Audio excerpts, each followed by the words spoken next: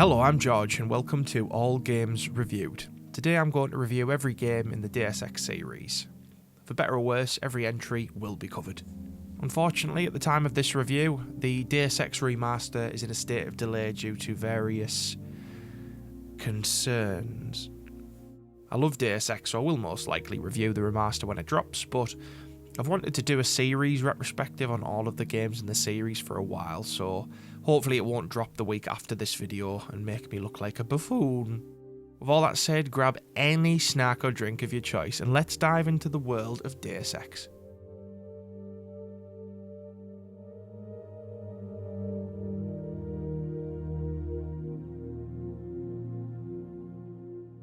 Deus Ex, a Goliath of the immersive sim genre. A game that not only pioneered immersive sims, but also showed that grand storytelling with rich themes could be implemented into a game successfully. You play as JC Denton, a special agent who's just started conducting field operations for UNATCO, a United Nations agency which acts as an anti-terrorism unit. Initially, everything seems to be going well. Your brother Paul, who is also an operative for UNATCO, is guiding you on the job and advising that you apply a non-lethal approach, whereas other agents advise of the exact opposite. There'll be no spoilers in this video, but let's just say that things aren't exactly what they seem, and after the initial couple of missions, there are some very big reveals. The gameplay of Deus Ex is, even by today's standards, exceptional. Each level's main objective has multiple entry points, and when you're on form, it feels like a playground for you to freely frolic in. You will have to exercise caution as the game does have a tendency to throw enemies at you at certain points, especially in the later levels, but with the right amount of time and patience as well as a decisive methodology, you can achieve your goals sufficiently. There is a good amount of weapons to pick from, both lethal and non-lethal, and you're given a great deal of choice with how you approach each mission. Most of the maps feel very open, and this invites you to plan your own routes and strategies. As well as weapons, many tools are at your disposal. Multi-tools can be used to bypass electrics, conventional lockpicks can be used to open doors, and hazmat suits can be used to traverse environmentally hazardous areas. That's just some of the examples and not an exhaustive list. It really cannot be stressed how much choice you get in this game. It's insane, especially considering it came out in 2000 as well. Augmentations act as ways to enhance or provide utility to Denton. You also have a list of skills which can be trained from points that you earn from completing mission objectives. The augs and skills are the RPG elements of the game, and although they aren't particularly complex in isolation, they balance very well with the game's other systems. If you're considering playing this game, which shouldn't be too hard a decision because when it's on sale it's less than £1, you should really consider using mods. The main reason that I'd suggest this is because the game is extremely fucking dark. For real. Imagine walking down a fully lit street and having to use a flashlight because you can't see anything. That's the level of darkness we're talking about here. The mod that I use, and the one that the footage you're seeing was recorded with, is called Deus Ex Revision. It's completely free and extremely handy. It overhauls the graphics and lighting, with the high-res model packs being completely optional. There's UI scaling and a boatload of quality of life features. The main reason I use it is so that I can see what I'm doing. However, all the other stuff is certainly welcome. With that aside, the general aesthetics of Deus Ex, if we're judging it on its unaugmented status, is a complicated matter. The set design and level design is awesome. It boasts some big maps with a lot of detail and a lot of contrasting environments. Sometimes these environments don't really pop because on a whole the lighting's quite flat. This means that certain environmental details can be missed due to them not being adequately highlighted. The character models have a fair amount of detail despite their low fidelity, and there's enough information in the textures to convey how each character is supposed to look. You can tell that this game likely has some wicked, unseen concept art flowing around in a vault somewhere. The music is a mashup of iconic MIDI bangers. To match the cyberpunk aesthetic and setting, a lot of industrial influence is present, but the music generally forgoes the ambient aspects of industrial music for tight, hooky melodies that will stick in your brain long after you stop playing. The story of Deus Ex is complex, to say the least. It has a lot of lofty themes and is super ambitious for the time. Again, to reiterate, I'm keeping this review spoiler-free, but without specific plot details, there's a lot of things going on that the game juggles. After the initial setup, you can expect a conspiratorial story to unveil before you, which features the theme of existentialism, ethical and moral dilemmas, and government secrecy, just to name a few of the things. Also, there's a fucking plague, because why not? As the story goes on, we witness information get drip-fed via conversations with NPCs and set pieces through the eyes of JC Denton, and start to get to the bottom of what's truly going on. Some of the dialogue and voice acting is a bit clunky, as you would expect for the time, but no single performance takes away any of the story's gravitas, and as far as game narrative writing goes, this is definitely a landmark moment. To top things off, the game also has choices with consequences. You'll be put in a position throughout the game's events on more than one occasion where you'll have to make a decision on what to do, and make no mistake, all of the decisions you make will have consequences that come up later in the plot. On the lighter side, a choice may only affect dialogue interactions with a specific character. On the heavier side, the course of events that take place in the game's narrative will completely shift. Deus Ex is truly a joy to behold. For a game that's over a quarter of a century old, it's fucking mental saying that out loud, it holds up pretty damn well. And although it might feel quite basic by modern standards, at least as far as the general movement and gunplay go, it's still very enjoyable to play. Not to mention the fact that you can play the game again with a different character build or approach, giving it value on replays. I can't recommend this game enough, and if you've never played any of the Deus Ex games but want to jump in, I think it's essential that you play this one first.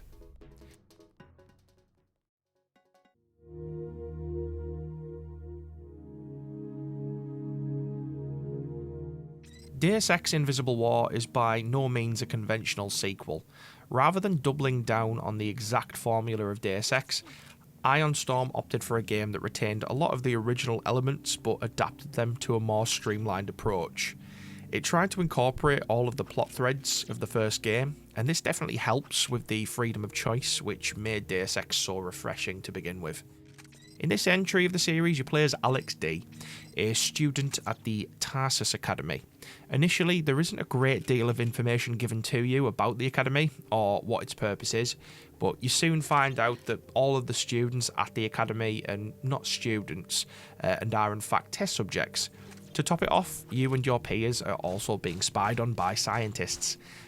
Why, do you ask? Because Deus Ex. That's why.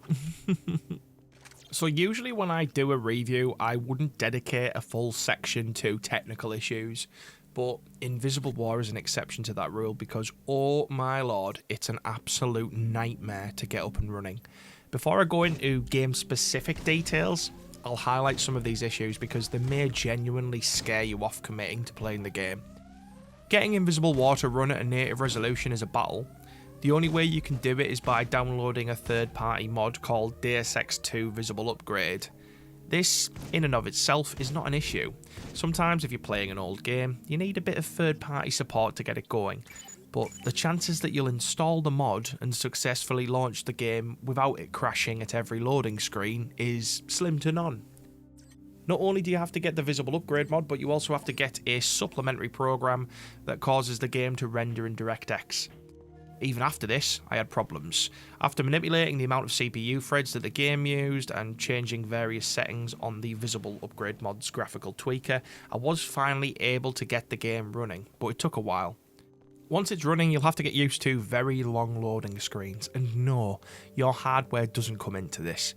Whether you're playing this on a NASA supercomputer or your grandma's toaster, you'll be sitting for a while, waiting to transition between levels. And guess what? The game has a shit ton of loading screens. You don't transition between full maps, you transition between areas within a map. With all that said, if you really want to give Invisible War a go and none of the tinkering to get it to work bothers you, it is doable. The game also often goes on sale very, very cheap, so thankfully it would be a low stakes bet if the game decides it isn't going to play ball. Now, with all of that out of the way, let's actually talk about the game. For a game that came out 3 years after the original Deus Ex, there are some obvious advantages that become noticeable very quickly about Invisible War. The gunplay feels a bit smoother, enemies become ragdolls when killed, and the movement feels snappier. Being able to climb up ledges helps out a lot, as it makes the map feel more accessible. There are plenty of physics-based objects which can be picked up, mostly just for the sake of it, but it's a fun feature nonetheless. The weapons still maintain a large amount of variety, most notably the grenades. There are a lot of grenades. EMPs, flashes and concussions are some examples, and these help you in a few ways. They'll give you a damage advantage against certain types of enemies and a tactical advantage in some circumstances. You can EMP a bot that otherwise may have taken a full clip of ammo. This will immediately disable it. Rather than having separate ammo types for each weapon, you have a collective ammo reserve which uses different units of ammo depending on which gun you use. The biomods can provide you with abilities that give you an edge in combat. There's some options for stealth, damage and utility, and all of these mods can be upgraded for better efficacy. Unfortunately, Invisible War is very light on RPG elements. It leans heavily on biomods and treats them as a wingman to your guns, but you can't train any skills, which means there's less variety with character building. However, despite being trimmed back a little bit too much, the systems are solid and will give you everything you need for an enjoyable playthrough. Invisible War is super janky at times. Physics-based objects can go postal on you at any given moment. The climbing can be cumbersome, and it can take multiple attempts to get up a ledge if there are any other objects nearby. The AI ranges from adequate to, "Oh no, he's left the park. Someone get his mum." The story of Invisible War is still embedded with the conspiratorial cynicism of the first game. Your friend who reveals what's actually going on at the Taurus Academy heavily suggests that you act against your superiors and join the organisation that attacks the Academy early on in the game. The story is faction-based, meaning that you're dropped into a map and pick up multiple primary goals which relate to their respective factions. This gives you the freedom to mould the plot to your preference. It can feel a bit frantic at times because you get bombarded with information, and ultimately this does take away the impact of major plot developments to a degree. The world building is fantastic and it gives you a sense of something bigger outside of the maps that you're exploring.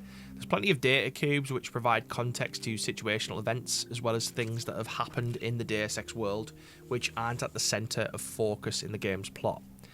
The writing isn't quite on par with the first game, but it's still serviceable and convincing enough to convey information as required by the player.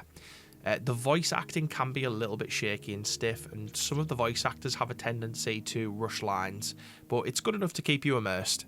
Considering the year Invisible War was released, it looks pretty good. There's some nice contrasting colours and lighting setups, and each area highlights what it needs to, so that your attention shifts accordingly. The facial animations aren't very expressive, and the animation can be quite stiff, so at times a conversation between characters can leave you feeling underwhelmed, as scenes can appear naturally static in nature. The music is enjoyable, and it carries across the soothing synth melodies of the first game quite well. The title screen opens with a rendition to the original Deus Ex theme that is weirdly more chilled out instead of being bombastic, and it works surprisingly well. Overall, Invisible War is a solid entry to the series. It doesn't have the same impact as the original Deus Ex, but in a lot of ways it's an unfair comparison, because Deus Ex is a certified classic, and no one ever wants to follow something that's near perfect. Invisible War holds its own by boasting a style specific to itself, and manages to provide a gameplay experience that is fun and open-ended.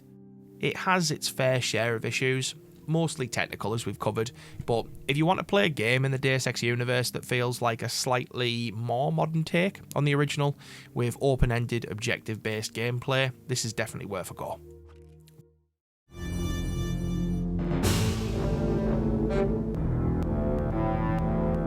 Thankfully, we're back to a game that you can just install and run. What a treat! Silliness aside, Human Revolution was a huge turning point for the series. It does a perfect job of maintaining and modernising the original systems from both Invisible War and Deus Ex. In this game you play as Adam Jensen, the security manager for a company called Sarif Industries. Sarif are pioneers in the field of augmentation development, and in the opening scenes of the game, just before heading off to Washington for an assignment, Sarif's HQ is attacked and Jensen is left near dead after being shot in the cranium. Before the game starts proper, Jensen is converted into a cybernetically altered version of himself. This was partly to save his life and partly for reasons that aren't touched on until much later. The gameplay of Human Revolution is arguably the best in the series to date. The moment-to-moment gun battles, stealth and interaction with the environment connect seamlessly, and although methodology is still needed to come out on top of your objectives, it feels like it's easier to enter a flow state than it was in previous Deus Ex titles. The weapon roster aligns nicely with previous games, with a hefty selection of base weapons plus plenty of grenades and mine varieties to gain a tactical advantage. The sound effects, animation and feedback of each weapon is satisfying, and shooting enemies feels more impactful than it ever was previously. Human Revolution remains very faithful to the Deus Ex style, with its expected brand of immersive sim game design. Objectives are often simple to understand but can be approached from multiple entry points with lethal or non-lethal weapons, and are completely open to your own strategy. You could complete a mission in an endless amount of ways, and this really adds to the replayability. It's a bit of a side note, but Human Revolution is one of the games I've played where I've completed it and then immediately played it to completion again, and I can only count on one hand the amount of times that's happened. Also, the game facilitates this by incorporating a new Game Plus mode for you to sink your teeth into. Like the gameplay, the story of Human Revolution plays out as a faithful interpretation to the themes presented in the previous games. Conspiracy and mystery are served up heartily, and as the game progresses, you realise that just because you're playing as the main character doesn't mean you are the main character. Adam Jensen is important to us, but in the grand scheme of things, he's no more than a disruption to the powers that be. There are multiple endings which you can choose from that all have dramatically different effects, again adding to replayability, and all of these endings have different ethical ramifications. Human Revolution, as you see in its opening cutscenes, leans heavily into the theme of transhumanism and technological advancement. It poses the ethical question of whether or not augmenting humanity with implants to increase physical and mental traits is something that can be justified. Is it right to disturb the natural order and advance technology, or should we all just continue being human? It's a big and bold question, and which way the pendulum swings for your own ethical outlook will inform the choices that you make with Jensen. Cutscenes are a lot more cinematic in Human Revolution, and the cinematography and editing are more akin to a film than a game. There are standard reverse shots when one-on-one conversations with an NPC take place, predominantly if there's a dialogue tree or a choice that needs to be made within that conversation. Any major developments are treated with the care and grace of a big bastard blockbuster, in the form of pre-rendered and scripted cutscenes. As far as style goes, Human Revolution kind of does its own thing. Everything under the hood is the same, but it's a very different looking car. Prisms, triangles, and a lot of golden overtones. The triangle may be a reference to the Illuminati symbol, because they do play a hand in every game in the series to at least some capacity, but that might be a reach, as this is never confirmed visually or otherwise. Human Revolution ditches the previous game's insatiable need for darkness, and instead has a rich, earthy and desaturated golden tone present in a lot of its lighting scenarios. The game looks fine, but sometimes the colour scheme can get a little bit tiresome, especially in areas where light sources are more muted. The music is unbelievable. It has very little relation to the previous two titles, as they go for a classic cyberpunk MIDI synth vibe. Human Revolution opts for an over-the-top mix of orchestral arrangements that are sprinkled with arpeggiated synth lines that phase between your ears, or solid melodies that take centre stage but don't stick out like a sore thumb. Everything blends nicely and matches the game's general aesthetic very well. I will fully admit that I am biased towards this game. This is the game that brought me into the Deus Ex world, and the game that I fell in love with first in the series. But having said that, Human Revolution can firmly take its place next to the original Deus Ex, as far as I'm concerned. It does everything that a good sequel does and more. Not only is almost every aspect of the game and its design improved, but the way that the story is conveyed and the general sense of weight that each encounter or plot point has is enhanced by the game's style. I'll always be consistent in saying that if you're going to get into Deus Ex, that the first one is an essential play, but if you were to ask me which one I think is the best, Human Revolution would be my pick. It takes all the great things about Deus Ex and elevates them. Check it out!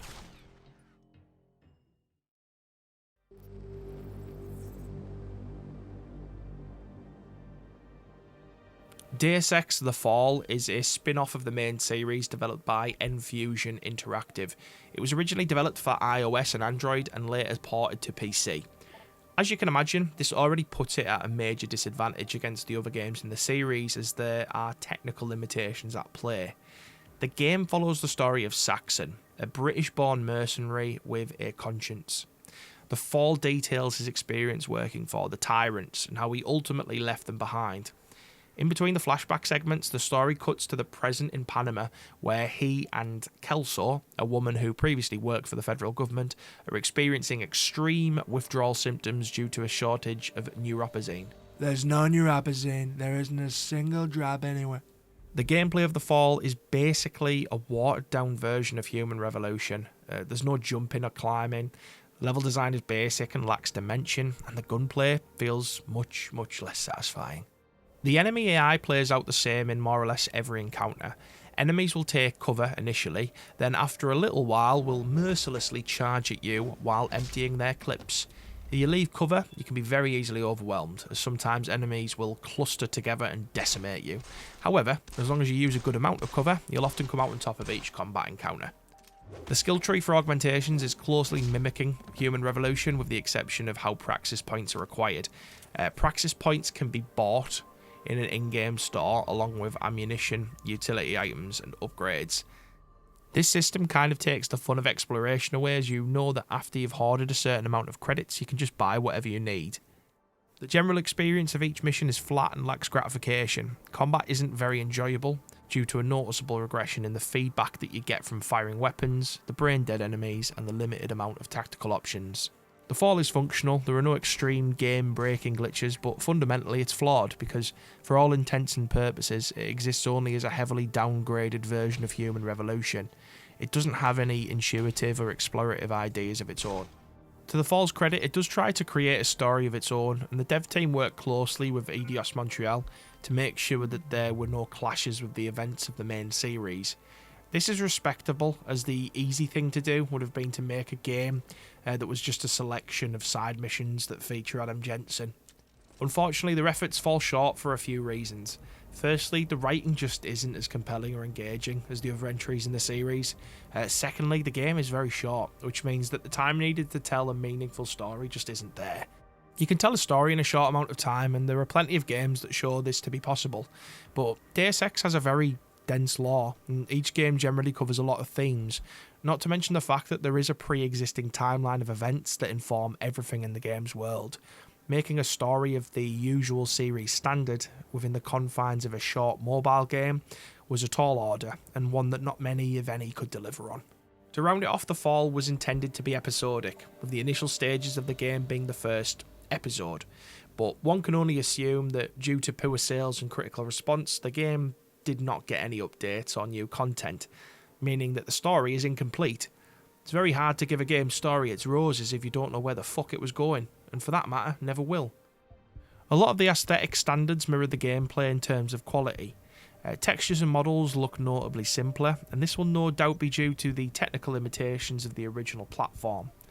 The signature bathing everything in golden light look is at full display, but with less dynamic lighting and more simplified, flat and blown out arrangements. Some original music was produced for the game by Michael McCann, the composer of Human Revolution, and it's just as enjoyable as the music from Human Revolution, albeit having a tendency to tread familiar ground with repeated melodic motifs and instrument arrangements that were present in Human Revolution already. This isn't really surprising, as the game does give off a heavy vibe of being an inferior version of Human Revolution, so there won't have been a great deal of inspiration available.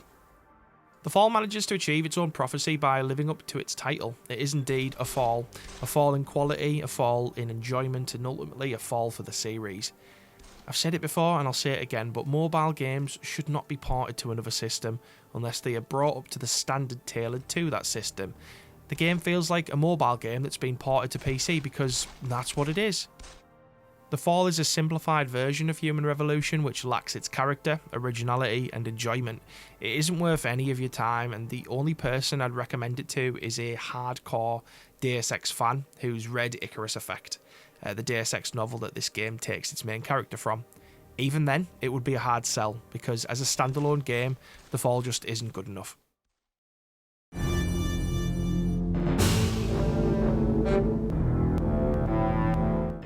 Deus Ex Mankind Divided is the most recent Deus Ex game, and a continuation of Adam Jensen's story. Following the events that took place in Human Revolution, Jensen is confronted with a world that becomes divided more and more each day. The struggle between augmented and natural humans is reaching a boiling point, and Jensen finds himself entangled in many major developments in an extremely turbulent time in history. As well as Mankind Divided directly continuing Human Revolution, it also follows the same track when it comes to the gameplay that we've come to expect in the Deus Ex series. Mankind Divided takes everything Human Revolution built and enhances it. Most notably, the game features an expanded skill tree, with the new skills being tied to the story in an interesting way, which also gives some more context to previous events, as well as a rationale for their inclusion. The new skills are powerful, experimental orgs that have to be used wisely. The new additions consume vast amounts of Jensen's power, and if used without regulation and balancing, can cause system instability. Mankind Divided does at times throw very busy encounters at you in comparison to previous Deus Ex games, but there's always a way to proceed non-violently via stealth and diversion. Brute forcing encounters with lethal means is more difficult in some cases, so you often have to take a more considered approach. The game kind of lures you into a false sense of security because the opening mission leads to a massive shootout in a sandstorm, but when things get moving properly, it's classic Deus Ex immersive sim glory, with all the options, pacing and diversity that you would expect. There is a basic crafting system which allows you to craft health and energy items as well as various utility items. It's not massively helpful, but if you've picked up some crafting parts and you need access to a buy or sell quickly, it's there for you to use. Mankind Divided has a noticeably darker tone than the previous Deus Ex games, and the reason for this is quite simple. You witness oppression and discrimination against augmented humans on a regular basis. The general population is very fearful of the augmented due to a major event that occurred in Pangaea in the previous game. This has created massive amounts of public distrust and skepticism towards orgs. There are some genuinely hard-hitting and emotional scenes in this game which work in favour of creating atmosphere and believability. You feel the presence of police brutality and oppression around every corner and witness it firsthand often.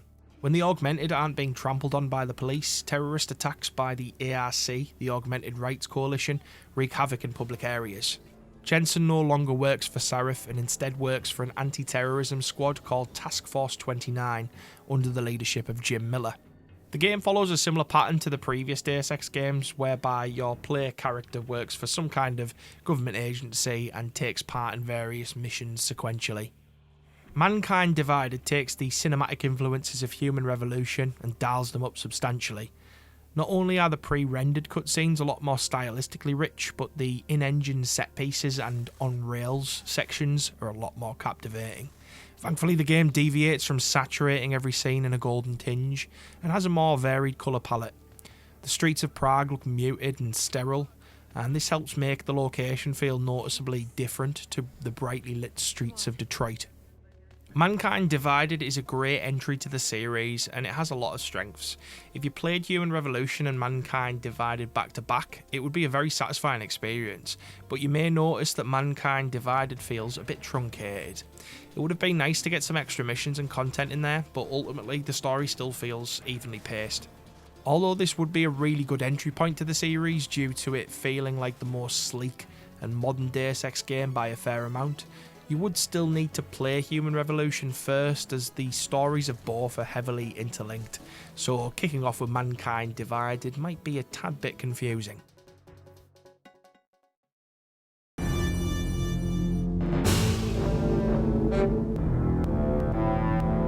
So that's a wrap for the Deus Ex series. Thank you for joining me. If you've made it this far into the video, thank you very much. Longer stuff definitely requires a lot more time and effort than my shorter reviews, so if you've taken the time to check this out and seen it through to the end, it's very much appreciated. Deus Ex is a really solid franchise. I had a blast playing through all of the games, and I was pleasantly surprised at how consistent and enjoyable all of the games still are. You can tell each Deus Ex game shares DNA with the last, but they all have their own nuances, and managed to balance new ideas with old ideas in a mostly successful manner. The only real downside of the series is the fall. There's no way around it. That game's shit. They really shit the bed on it, and then rubbed all of our faces in it. I will admit that I have pretty strong feelings about mobile game ports. It just feels like whenever a game launches on mobile and then gets ported to PC, it's bare minimum effort. And that was absolutely the case with The Fall. I didn't mention it in the review section, but you can't even select new game. Continue is the only option. That to me indicates that the game doesn't even want you to play it. It's just like, come on, let's just get this over with. I did briefly consider doing a full review for Breach, but it just didn't make sense to include it as a fully reviewed game. It was originally intended to be a game mode for Mankind Divided, and they just seemed to release it later than they should have. For context, it came out about 5 months after Mankind Divided dropped. If you've not heard of it, Breach is basically like a challenge mode, but all of the levels take place in cyberspace. You have to extract data and escape the level to retain anything that you've gathered. There are turrets, security units, and all of the fun stuff that you would expect in Deus Ex, except it all looks like an untextured assembly of polygons. I think the overall idea for it isn't terrible, but it's just not that fun to play. It lacks the character and richness that you usually get from Deus Ex, and it's just far too sterile. Walking through the heavily policed cyberpunk streets of Prague is a vibe, but looking at different coloured blocks and being a triangle man, it just doesn't have the same pop to it. Anyway, that's going to be it for today's video. Tell me what you think of Deus Ex in the comments if you like. Subscribe if you want to take pity on me. Peace out.